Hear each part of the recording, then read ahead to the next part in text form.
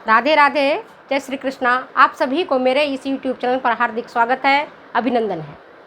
कल मैंने आपको बताया था कि राजस्थान लोक सेवा आयोग द्वारा 6000 पदों पर वैकेंसी आई है भर्ती के लिए, ठीक है। उसमें होम साइंस के जो पद हैं वो 22 हैं। उसी के बारे में कुछ बच्चों ने कहा मैडम मुझे थोड़ा डिटेल समझा दीजिए। तो डिटेल समझने के लिए बेटा मैं आपको जो थोड़ा बता रही हूँ तो ध्यान लगा के सुनना, है ना। जो बता रही हूँ उसको ध्यान लगा के सुनना। होम साइंस में 22 पद आए हुए हैं, ठीक है। और ये स्कूल शिक्षा के लिए है। प्राध्यापक भर्ती परीक्षा है। क्वालिफिकेशन पूछोगे, पोस्ट ग्रेजुएशन है, मतलब पीजी आपने रिकॉग्नाइज्ड यूनिवर्सिटी से किया है अथवा जो उस यूनिवर्सिटी से किया है जिसको यूजीसी ने, यूनिवर्सिटी ग्रांट कमीशन ने जिसे मान्यता दी है, उस यूनिवर्सिटी से किया होना चाहिए, ठीक है। और जिस भी यूनिवर्सिटी, फर्जी यूनिवर्सिटी से करने वाले को मौका नहीं मिलेगा। कई यूनिवर्सिटीज़ ऐसे हैं जिन्होंने फर्जी, आप नाम सुनो ना, फर्जीवाड़ा, अरे हम फंस गए, इस यूनिवर्सिटी में गए, उसकी मान्यता नहीं है, यूजीसी ने उसको मान्यता नहीं दिया हुआ है। तो वैसे यूनिवर्सिटी से अगर आपकी डिग्री है तो आप पात्र नहीं है। लेकिन अगर वैसे यूनिवर्सिटी से है जिसको जो यूनिवर्सिटी रिकॉग्नाइज्ड है, जिस यूनिवर्सिटी को यूनिवर्सिटी ग्रांट कमीशन ने मान्यता दी है, तो डिग्री आपकी पोस्ट ग्रेजुएशन होना चाहिए, ठीक है। साइट क्या है इसका, साइट नोट कर लो, मैंने छोड़ दिया है। साइट है इसका https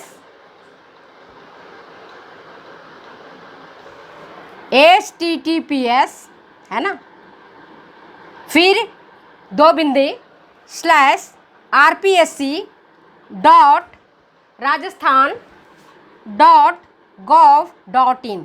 इस साइट पर जाकर के देखोगी तो तुम्हें फॉर्म भरने के लिए सारी डिटेल्स मिल जाएंगे।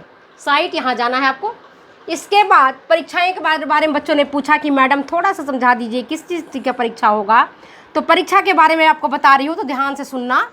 परीक्षा होगी आपकी 2 पेपर की। एक पेपर होगा आपका जनरल नॉलेज का, जनरल साइंस का। ये होगा कितने, 150 नंबर के होंगे। ये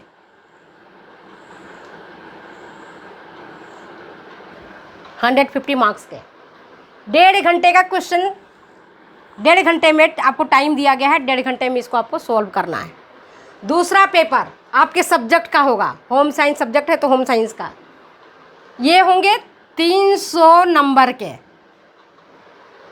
75 क्वेश्चंस होंगे इसमें, 75 क्वेश्चंस। एक क्वेश्चन होगा आपका 2 नंबर का। एक क्वेश्चन कितना होगा, 2 नंबर का। टाइम कितने मिलेंगे, 3 घंटा। क्वेश्चन कैसा होगा, MCQ, मल्टीपल चॉइस क्वेश्चंस। कैसा क्वेश्चन होगा, मल्टीपल चॉइस क्वेश्चंस। आपको लिखना नहीं है, बहु विकल्प क्वेश्चंस आएंगे। जैसा कि आपको मैंने बताया है, क्वेश्चन भी आप सॉल्व करते रहे हैं, तो उसमें क्या रहता है, क्वेश्चंस रहते हैं। क्वेश्चन 4 उसके ऑप्शन रहेंगे, लिखा रहेगा इनमें से कौन सही है। Option number 1, option number 2, option number 3 या ऑप्शन नंबर 4, है ना। इस तरह के प्रश्न आएंगे, बहु विकल्प प्रश्न। अच्छा, ये भी ध्यान रखना है। तो टोटल नंबर कितने हो गए, 150 नंबर का आपका हो गया जीके और 300 नंबर का हो गया आपका होम साइंस का। 450 नंबर के आपके क्वेश्चंस होंगे। अब इसमें नेगेटिव मार्किंग होगी। नेगेटिव मार्किंग, अगर आपने तुक्का लगाया, कंफ्यूज हो गए, सही प्रश्न आप नहीं दे पाए, सही प्रश्न का सही जवाब नहीं दे पाए, क्वेश्चन गलत हो गया, तो उसका 1/3, 1/3 नंबर नेगेटिव मार्किंग हो जाएगा। और आपने जो सही किए हैं उसमें से आपके डिड्यूस हो जाएंगे, कट जाएंगे, कम हो जाएंगे नंबर। तो कभी भी क्वेश्चन जब आप करोगे तो ध्यान रखना कि जो क्वेश्चन आपको आता है वही उसी का जवाब देना, जो नहीं आता है उसको छोड़ देना, तुक्का मत लगाना। मैं अपना बात बता रही हूँ। 2000 वो ये बात है सन 1993 की। मैंने 91 में MSc किया था आगरा यूनिवर्सिटी से, ठीक है, institute of home science Agra. तो वहाँ से मैंने करने के बाद नेट का निकला था फॉर्म भरने के लिए, और स्लेट का भी निकला हुआ था। स्लेट का 93 में निकला था और नेट का 94 में निकला था। तो मैं अपनी बात बता रही हूँ। जनरल नॉलेज से प्रश्न आए थे, और प्रश्न कुछ थे ऐसे जो पिक्चर से रिलेटेड थे, जैसे एक फूल दो माली, इसका प्रोड्यूसर कौन है, इसका डायरेक्टर कौन है, इसके अभिनेता कौन है, इस तरह का प्रश्न आया। तो जो साइंस से रिलेटेड क्वेश्चंस थे, जो करंट अफेयर से रिलेटेड क्वेश्चंस थे, उसका तो मैंने जवाब दे दिया। अब मैं फिल्म, चूँकि मैंने पहले भी बताया कि फिल्म को मैं देखती नहीं, मुझे कोई आइडिया नहीं है। मैं किसी प्रकार का कोई सीरियल नहीं देखती हूँ, तो मुझे इस संबंध में कोई भी आइडिया नहीं है।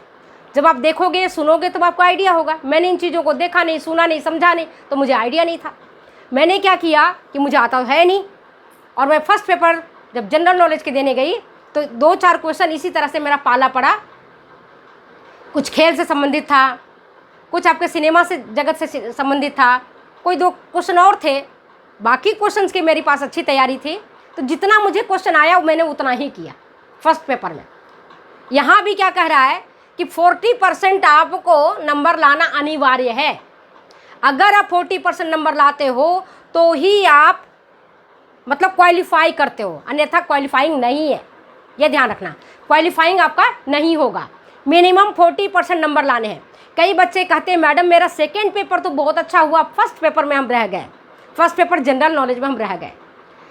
तो फर्स्ट पेपर को में भी आपको 40% नंबर लाना अनिवार्य है, ये याद रखना। 40% नंबर लाना हर हाल में अनिवार्य है, तभी आपका सेकेंड पेपर का क्वेश्चन चेक किए जाएंगे। आपके क्वेश्चन पेपर तभी चेक किए जाएंगे जब पहला पेपर फर्स्ट आप पास कर जाओगे। उसमें अगर आपकी नंबर आ जाएंगे, क्वालिफाइंग मार्क्स आपने 40% से ले आए, तब आपका second paper question copy check होगा, ठीक है। इसके बाद देखोगे तो अब इसका समझ में आ गया कि नेगेटिव मार्किंग है। पोस्ट ग्रेजुएशन आपका होना चाहिए, क्वालिफिकेशन रिकॉग्नाइज्ड यूनिवर्सिटी से होना चाहिए, जिसको UGC ने मान्यता दिया उसको लेना चाहिए। अब इसके बाद देखो एज छूट। अब कहोगे एज कितनी है मैडम, तो 1 जनवरी 2023 में जिस व्यक्ति की उम्र 21 साल हो गया है, पूरा हो रहा है, वह व्यक्ति इसके पात्र हैं, प्राध्यापक भर्ती परीक्षा के पात्र हैं। एक मिनिमम उम्र है 21 साल, मैक्सिमम उम्र है 40 साल।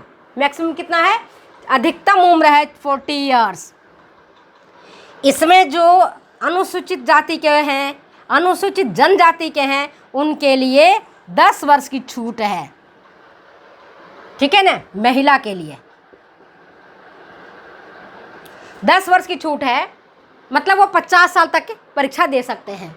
जनरल वीमेन है, उनको 5 वर्ष की छूट है। 45 साल तक सामान्य कैटेगरी की महिला इस फॉर्म को भर सकती है और उस परीक्षा को दे सकती है। विडो हैं, जो महिलाएं विडो है, विधवा हैं, परित्यक्ता हैं, तलाकशुदा हैं, उनके लिए कोई एज लिमिट नहीं है। उनके लिए उम्र की कोई सीमा नहीं, उम्र उसका कोई बाधा नहीं है, किसी भी उम्र में वो दे सकते हैं, है ना। इसके बाद एजुकेशनल क्वालिफिकेशन आपको मैंने बता दिया, पोस्ट ग्रेजुएशन होना चाहिए। कहाँ से, रिकॉग्नाइज्ड यूनिवर्सिटी से। अब कहोगे कि मैडम हमें जनरल नॉलेज में क्या क्या आएगा चीज़ें, ये थोड़ा समझा दीजिए। तो अब ये देखो, मैं बताती हूँ आपको, जो जनरल नॉलेज की चीज़ें हैं वो सुन लो ध्यान से। राजस्थान की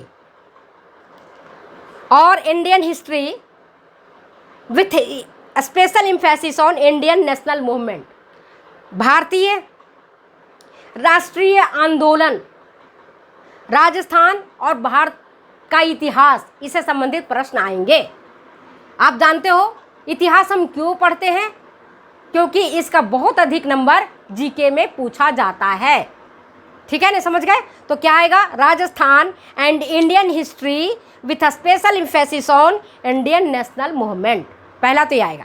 सेकेंड आएगा मेंटल एबिलिटी टेस्ट। क्या आएगा? Mental ability test. Mental ability test का क्वेश्चन आएंगे। मेंटल एबिलिटी टेस्ट आएगा।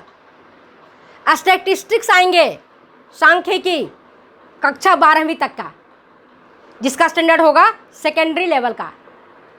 मैथमेटिक्स आएंगे, गणित आएंगे, 2-4 क्वेश्चन गणित के भी आएंगे, जो आएगा सेकेंडरी लेवल का। इसके बाद current affairs, day by day क्या हो रहा है इसके बारे में पूछे जाएंगे। तो आपको एम्प्लॉयमेंट न्यूज़ का जो ऊपर वाला कवर पेज है और दैनिक समाचार पत्रों में जो आती है नई नई चीज़ें, उसके बारे में आपको जानना अनिवार्य है, उससे संबंधित प्रश्न आएंगे, करंट अफेयर्स। ठीक है, इसके बाद आएंगे जनरल साइंस। आप सब जानते हो जनरल साइंस में बताने की ज़रूरत नहीं है, केमिस्ट्री, फिजिक्स, बायोलॉजी और जनरल साइंस में और सारी चीज़ें, सामान्य विज्ञान जिसको कहते हैं, वो आएगा। इंडियन पॉलिटिक्स से संबंधित प्रश्न आएंगे। ज्योग्राफी ऑफ राजस्थान आएगा, राजस्थान के भूगोल, ज्योग्राफी ऑफ राजस्थान। इसके बाद और क्या आ सकते हैं? एजुकेशनल मैनेजमेंट आएगा, educational scenario in Rajasthan, Rajasthan में शिक्षा का क्या परिदृश्य है, ये इससे संबंधित प्रश्न आएंगे। और राइट ऑफ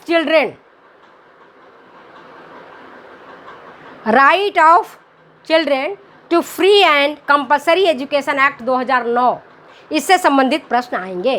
तो आपको जनरल नॉलेज में इन सारी चीज़ों के प्रति अच्छी लर्निंग होना चाहिए। जब आप जनरल नॉलेज पास कर जाओगे तभी आपका सब्जेक्ट से संबंधित प्रश्नों के उत्तर जो आपने दिए हैं, अगर इसमें आपने 40% नंबर ले आए, आपने पासिंग मार्क क्रॉस कर लिया, तब आगामी आप जाओगे और आपका होगा। ठीक है, समझ गए बात को? करंट अफेयर्स पूछे जाएंगे, मैथमेटिक्स पूछे जाएंगे, छोटे मोटे, है ना, बहुत बड़ा नहीं, 12th लेवल तक का। मेंटल एबिलिटी टेस्ट आएगा, स्टैटिस्टिक्स पूछे जाएंगे, जनरल साइंस पूछे जाएंगे, इंडियन पॉलिटिक्स के बारे में पूछा जाएगा, ज्योग्राफी ऑफ राजस्थान के बारे में पूछा जाएगा, हिस्ट्री ऑफ राजस्थान के बारे में पूछा जाएगा, विथ स्पेशल एम्फेसिस किस पर दिया जाएगा? इंडियन नेशनल मूवमेंट, भारतीय राष्ट्रीय आंदोलन में किसने क्या क्या सहयोग किया है, इससे संबंधित जीके आएंगे, राजस्थान के और भारत के। ये है आपका सिलेबस जीके का, तो मैंने आज आपको बता दिया है। और नेक्स्ट वीडियो में पेपर सेकेंड में कौन कौन से सिलेबस में किन किन विषयों को से प्रश्न पूछे जाएंगे, इसके बारे में बताऊंगी। और अब मैं आज जितना मुझे समझ में आया और जो जितना मेरे पास टाइम था उतना मैंने बता दिया है, तो आप इनको ध्यान से देखना, सुनना, आगे बच्चों को बताना, ताकि दूसरे बच्चों को भी फ़ायदा हो। तब तक मुझे जाने के दो इजाज़त, अगले वीडियो में अगले बार मिलते हैं। तब तक के लिए बाय बाय, जय जय श्री कृष्णा और बेस्ट ऑफ लक। आप लोग फॉर्म भरिए, क्वालिफाई कीजिए और पदों को हासिल करिए, मेरी यही ईश्वर से कामना है।